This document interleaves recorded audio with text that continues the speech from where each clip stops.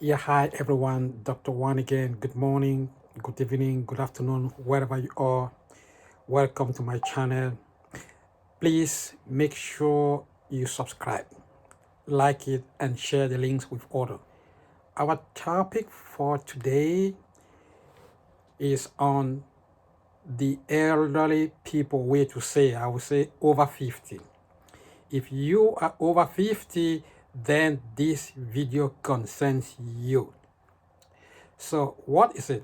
Essentially, it is how to age wisely with all the wahalas around you. How to age wisely with all the troubles around you. As the saying goes, aging comes with wisdom. Yes, for sure, it comes with wisdom. But also, those wisdom bring in some trouble. What do I mean here? So, but it is not easy to get to 50, especially in Africa with all the trouble that we have, the medical situation and everything. So if you are able to get to 50, you need to say thank you, God, for getting to 50 and still being able to walk on your two legs. So having said that, there are some essential things, I call them very important, essential for you to carry on. The Italian, when you get to 50, we say you are even younger because and you still have a long way to go. You hope to be part of the christening of your great-grandchildren. Why not grandchildren? That's the dream to every family. It would be wonderful to see grandpa or grandma sit at the church with the grandchildren. It's a great celebration. So I just want to guide you on how to get there. Do not find yourself in hospital bed when the grandkids are coming to greet you. I expect you to be on your two legs and participate actively with your brain functioning properly. So the key thing here it is your blood works. You have to make sure they are in good standing. And the only way to make sure that they are in good standing, it is to do them on the day that you turn another year plus, or we say plus one. So on your birthday, make it to be the ideal moment to see your doctor and get this check at least twice a year. So every 6 months from your birthday, another one should be done to make sure that you are doing well. So essentially, you have to know your numbers. That is your blood pressure value, you need to know how it is. Your sugar value, you need to know how it is. Lipid profile, that's cholesterol, you need to know how is it. And it is a whole list of it. But again, do not see it as punishment or challenging. Once you start doing it every 6 months, it becomes a routine, which is very good for you. We want to see you healthy. So the first one, it is serum electrolyte. Why am I saying this? That serum electrolyte has a lot to do with the bones for the women. I don't want you to see you on a wheelchair at that age, at a very young age, because the quantity of calcium start plummets when you turn 35. So you move to a stage which we call pseudorythemia. So, and that's what takes you to osteoporosis. That is, you are osteopenia and then osteoporosis for women. For men, that one is not of concern. But again, having said that, men also have to check their calcium score, we call CAC. That value is important because the quantity of calcium that builds up in the arteries, the tubes around the heart, with aging, they tend to undergo hardening. When the hardens up, that's when blood pressure spikes and the heart also starts functioning poorly. So make sure you go for your calcium score value.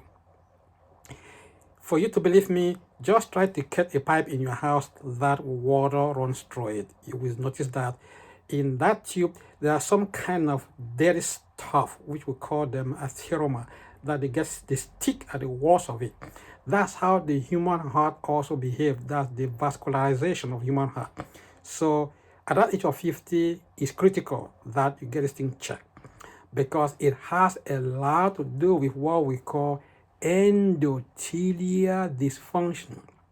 Endothelial dysfunction is a big headache because it creates you lots of things.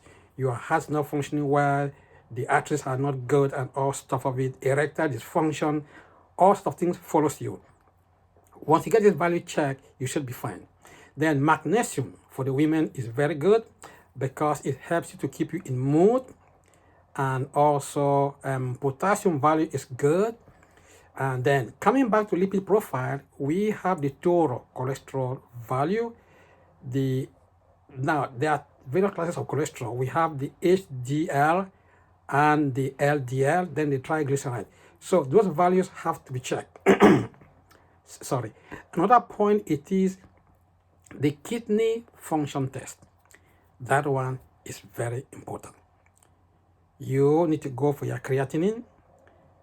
You also need to check for the filtration also, because be careful here. You might have your creatinine value in order, but the kidney is not filtering well. That's why I will add another value which we call the glomerular filtration rate, GFR. That one is important. So you check that one, urea, uric acid, and albumin, and then now your eyes, they have to be checked regularly on a routine basis, especially those who have diabetes. Diabetes will send you blind, please. So make sure you get checked for diabetes every 6 months by doing what we call HbA1c. Go for your HbA1c. Even if you are not a diabetes patient, get it checked at least every 6 months. It's a good guide for you and to keep you safe. Then your hearing capacity. Most of us, when we get to 50, the hearing, we start suffering from impairment, hearing impairment, because we have been on medication for some years. So those medications also tend to impact our hearing capacity, what we call acuity. So the hearing capacity also has to be checked because some elderly people might need hearing devices also. So that's another key point here to get it done. Another one, now again, I said liver. The liver should be the basic liver test to make sure that the values falls within the normal range. And then the protein, yes, so protein now here, you need to see the quantity of protein that comes out from the urine, because if the value is too high, it's always a symptom that there's something wrong. Another key thing, it is your eating habit. Eating habit after 50 should not be the same as eating habit you had before. Once you cross 50, you are wise, so be careful also what you eat. Use that wisdom to select the ideal food. As I said before, aging comes with wisdom. So make sure you use the wisdom to choose the best food.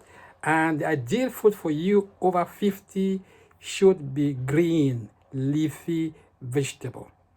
No fish, no meat, just green, leafy vegetable. If you really want to move up to 100 and something years, that's what you have to focus on. Banana, don't take it at bedtime, please. Banana, don't take at bedtime. You can take banana in the morning, and make sure that you take a breakfast as a king and your dinner as a slave. Again, make sure you take your breakfast as a king and your dinner as a slave, meaning that your dinner should be frugal, whereas your breakfast should be all what you want, because you have to go out for a walk. at least brisk walking. Brisk walking helps a lot to stimulate those muscles down there. So that's what you have to do. Those who take green leafy vegetable, they are fortunate. They don't need to get Viagra to keep that man down there to work. If you want it to work again as a teenager, then meat should not be in your program. Keep meat aside and you won't suffer from erectile dysfunction. You won't need Viagra. So there's no point going to get Viagra at that age if you eat the way I'm saying it right now. It is not witchcraft. Science has proven it. So forget about meat. Fish, you might say once a week. So green leaf vegetable, black beans does wonder. Black beans, watermelon or anything that has a reddish color in there, like beetroot or sugar beets. They help to fight back, to prevent you from suffering from erectile dysfunction. So this video should be the best thing for you to listen to it several times. Don't go and buy Viagra. You don't need it. Don't go and buy sildenafil. Don't go and buy tadalafil. All those things are all waste of time. Now, some are already using these drugs. If you are on Viagra, sildenafil, and other stuff, make sure you see a cardiologist. Even if you have plans to get those drugs, see a cardiologist. I know somebody will tell me, oh, it's pricey, what can I do? Here is the whole trick. If you cannot afford to see a cardiologist, here is my homework. Try to climb flights of stairs, say from ground floor to the top floor. If you climb and get there and you are running short of breath, that's you are panting like a dog that has run miles, then your days are numbered. Again, if you climb flights of stairs and you are short of breath, you are panting, know that your heart is not working. Don't take Viagra. If you take it, you have yourself to blame. You will miss your family. Same thing for Cialis. Same thing for tadalafil. Don't get it. So that is the simplest test that you can do. For those of you who cannot see a cardiologist right away for proper assessment. Activity, you should get involved also. Another last thing before I end this video, it is meditation. Meditation is magical. Meditation helps to bring down corticosteroid. It is a time that I call it mind your business. Forget about what is going on out there. Sit in a small room in darkness and meditate. Believe me, if you go and do blood works after meditation, the value for cholesterol, the value for all other stuff, especially corticosteroid, won't be the same. Science has proven it. So make sure on Sundays you engage in church activity. Find time for yourself to sit down and meditate quietly without so much noise around you in order to bring down that corticosteroids in you down. The lower your corticosteroids is, the better for you. It takes you away from so many medical complications. The higher the corticosteroids in you, the more trouble you have. Remember, there is only one you. Keep it at that. Mind your business. Thank you. And once again, subscribe, share the link with family members. I love you. Dr. Wan.